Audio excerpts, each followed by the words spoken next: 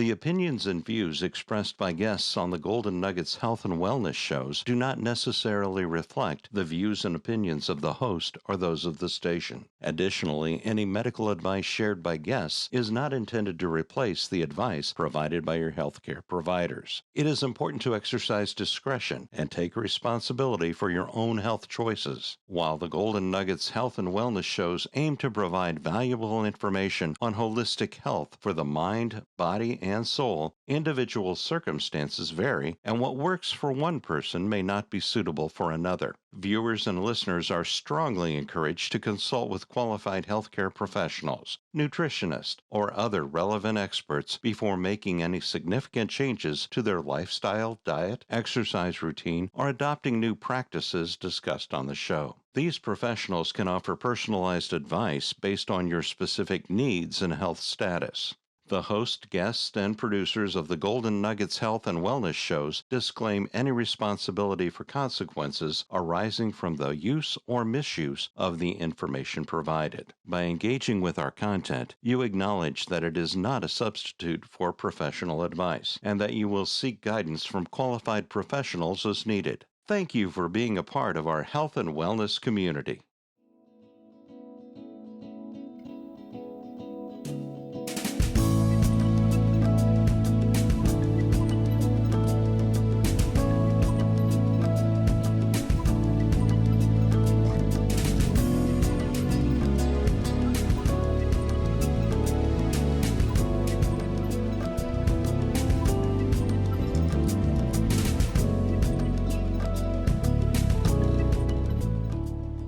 Welcome to the Golden Nuggets Health and Wellness Show, the television program that's redefining self-care for the mind, body, and soul. I'm Dr. Elect Star, licensed mental health counselor, health and wellness consultant, and your host for this show. Our mission is simple: to empower you with creative and innovative self-care strategies that help you prosper and be in good health even as your soul prospers. We're so excited that you have joined us for our third season, The True Meaning of Resilience, Turning Lemons into Lemonade. Throughout this season, we're not only identifying strategies for building resilience, but also we're sharing testimonies of resilience and its remarkable ability to transform lives. In each episode, our guests will describe their lemons and share how they squeeze them into lemonade that's refreshing, inspiring, and impactful. I love what Elizabeth Kubler-Ross said. She said, "The most beautiful people we have known are those who have known defeat, known suffering, known struggle, known loss, and have found their way out of the depths. These persons have an appreciation, a sensitivity, and an understanding of life that fills them with compassion, gentleness, and a deep, loving concern. Beautiful people do not just happen." Isn't that beautiful? I love that quote. And joining us today is one of those beautiful individuals in the person of Renee Williamson. She is a licensed mental health counselor, and her agency is Renee Williamson Behavioral Health Services, LLC. Welcome, Renee. Thank you. We're so glad to have you. I'm so happy to be here. Thank you for inviting me. You are very welcome. Tell us a little bit about you and what you do. I am 67 years old as of last month. Happy birthday, or belated birthday. Thank you. I am a mother of 4. I have 12 grandchildren. Well, I had 12 grandchildren. Well, congratulations on your grandchildren. And I'm sorry about the one you lost, you're saying? 2 recent. Oh, I'm so sorry. Yes, I did. 1 in February and 1 just this month. Oh my, so sorry. Thank you. But as your theme for the month is, we're resilient, right? So I am a licensed clinical mental health counselor. I have been doing counseling for 30 years. Long time in the field. A long time, but I wasn't. Thank you for your service. Thank you. I wasn't doing, I wasn't licensed to do it, not for the mental health. I was doing it just based on my own things that I had gone through and what I had to offer people. And God spoke to me and told me that it was time. So I went to school and got the license. So now I am a mental health therapist with the license, and I love it. I absolutely beautiful. love helping people, not necessarily the license itself, but it helps. Sounds like you have a servant heart. I do. Love serving people. I love to help people. Well, we're so glad to have you, and we certainly thank you for being a part of the healing process. Thank you. So Yeah. today, Renee, we're talking about turning lemons into lemonade.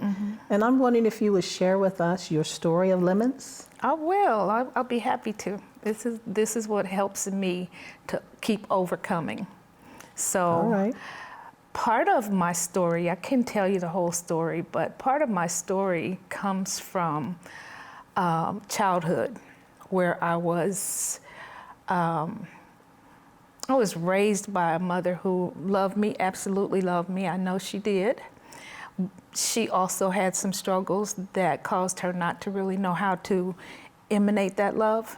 So a lot of times she felt like that meant to provide me with things that I needed. So she worked a lot. I was home a lot. Went through a lot of things with a lot of family members, not just family members who took advantage of me. They, when I was young, I was not bad looking, and people would say, "Oh, you're so pretty, you're so pretty." And I didn't know that meant that I was being sized up or groomed for them to be able to do what they did. And this is probably the biggest part of my story. I was molested from the age of 3 until I was old enough to realize that I could stop it, probably about 13 or 14. Oh my. And it wasn't just one person, it was more than one, two or three different people, men in the neighborhood, stepfather, grandparent, and other relatives. So, of course, that had a major impact on my life, my beliefs about myself, where I took on that responsibility. I felt like it was, or that accountability, even though it wasn't mine to take. I felt like it was something that I caused. And it's funny, I've not felt tearful telling this story for a long time, but okay. I do today. So just in case I do, it's okay. It's okay. I mean, Yes.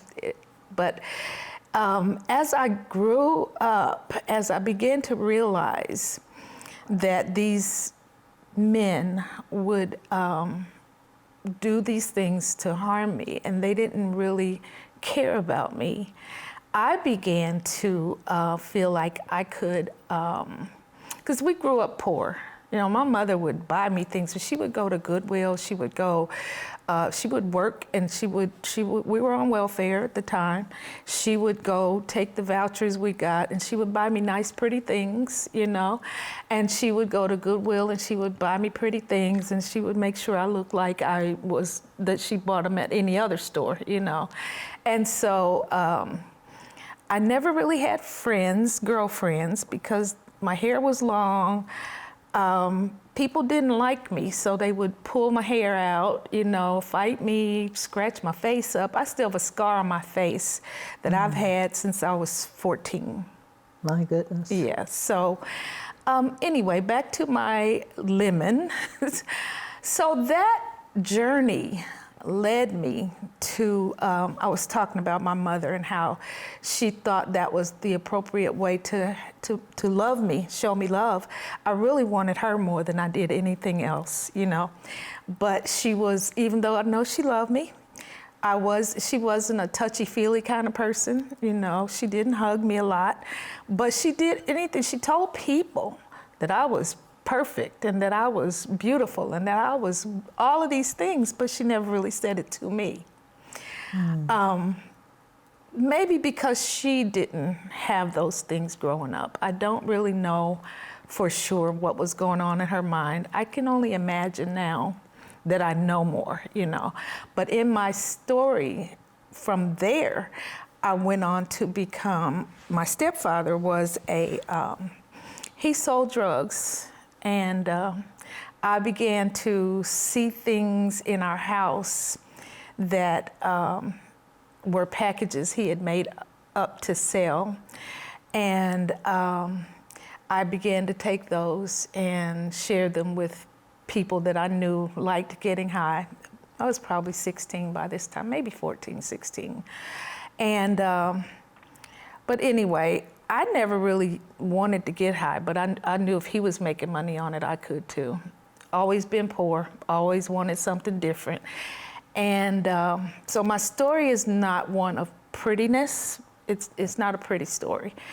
I did a lot of things, I went through a lot of things, and I have overcome a lot of things.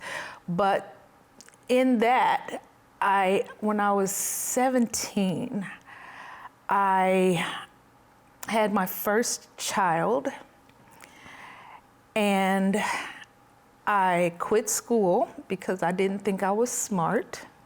I didn't think I was good enough to finish school. I had other friends who weren't really in school, and I would just not go.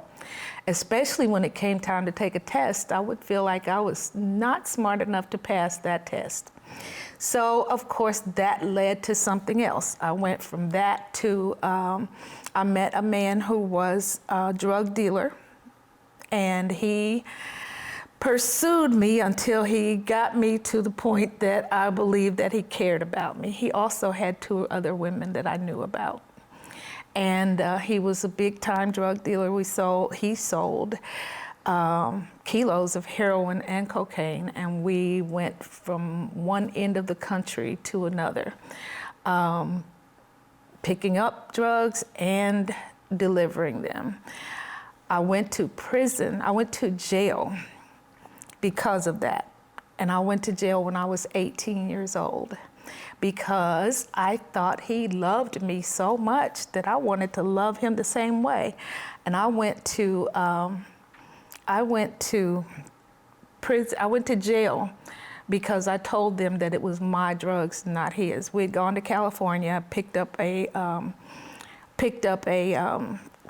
kilo of heroin and brought it back, and we're selling it out of my apartment.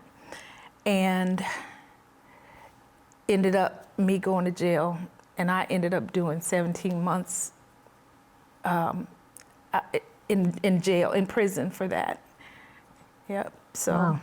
Quite a bit to tell. What a story. Mm-hmm. What a story. Thank you for sharing. Thank you for being transparent and sharing your limits with us. Mm-hmm. You don't look like what you've been through. You've heard that saying, right? Mm-hmm. Yes. You don't look like what you've been through. No. And the fact that you're alive and well, what a remarkable example of resilience. Thank you so much. We're going to come back second half, and you're going to share what you did to turn those lemons into lemonade.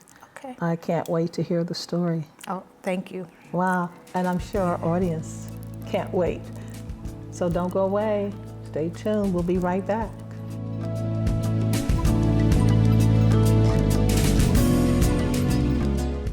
Feeling anxious? Perhaps you're dealing with a past trauma and don't know where to turn for help. Turn to Unlimited Possibilities. We provide a safe and caring space for individuals and families to help improve the quality of their lives. Whether you need help with spiritual matters, trauma, depression, and more, Unlimited Possibilities can help you overcome your situation with compassion, acceptance, respect, and empowerment. Unlimited Possibilities, where all things are possible if you believe. Call or visit our website today.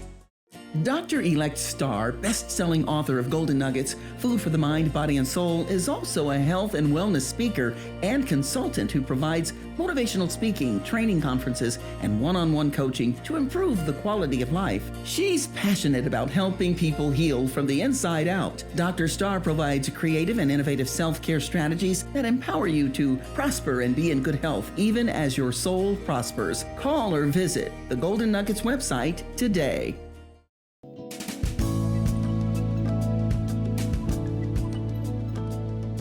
Welcome back to Golden Nuggets Health and Wellness Show. For those of you just tuning in, I'm Dr. Elect Star, and joining us is Renee Williamson. She is a licensed mental health counselor, and her services includes Renee Williamson Behavioral Health Services, LLC. And we're so glad to have her, and oh my goodness, her story is truly amazing, a story of lemons. And I cannot wait to hear how she turned her lemons into lemonade. But before she comes back with her story, I'm going to share a little bit about resilience. First of all, I want to share that resilience is the ability to cope with and recover from setbacks. And with practice, anyone can become resilient. Isn't that good news? Mm-hmm. By controlling what you think about resilience, you can control how you respond to resilience. Here are 4 self-care strategies for building resilience. Number 1, focus on what you can control and accept the things you cannot control. Number 2, adopt a growth mindset. View hardships as opportunities for growth. You can ask yourself when you're going through a very difficult journey, what can I learn from this? Number 3, seek support. You can gain new insights and ideas to manage things better. And as the old saying goes, 2 heads are better than 1. And our last one, number 4, face your fears. This builds confidence. Avoiding fears leaves the problem unresolved. Now that I've shared some self-care strategies with you on building resilience, we're going to turn to our guest at this time and ask our guest what strategy she took to overcome her lemons and to transform them into lemonade. Thank you. And as a intro into that, I went on to become a 5-time felon. I went to prison. Oh, wow. 5 times. You went to prison 5 times, Renee? I did. Wow. I did. Wow. You can laugh now. I can. I'm sure it wasn't funny then, right? It was not funny at all. I did that. And the last time that I went, I was saved. I was in church, had been saved for about 2 years, almost 2 years. But I had a case before I gave your life to the Lord? Yes. Oh, okay. So having used that as a stepping stone to get to my lemonade, when I came home, I wanted to be different. I'd always wanted to be different. And I'd always actually done different, even when I was out there doing what I was doing. I came home and there was a question on a job application that asked if you had been ever been convicted of a felony. And so when I figured out, and I'll just skip over a lot of things, but when I figured out that after the first, you could answer that question and say, certain things, or you could just not answer it. Then they started asking, in the last 10 years, and then it went from 10 years to, have you ever, first it was 2 years, 5 years, 10 years, and it was, what have you ever? So they made the questions more complicated. More complicated, but you know what? I was able to say, I have some talent that God gave me. When I was young, I began to sew on my hands. So my mother noticed that I was sewing, and she bought me things to make, material, whatever I wanted. So I learned at an early age how to make clothes and how to do things. When she saw that I was making clothes, she said, I'm gonna get you a sewing machine. And that's what she did. So for me to get around the question about the criminal behavior, I was able to start my own business, and I taught myself how to make floral arrangements, and so I began this wedding business, and that was the beginning of me getting past that stigma of having been to prison before. Wow. And yeah, so I had a wedding probably once or twice a week.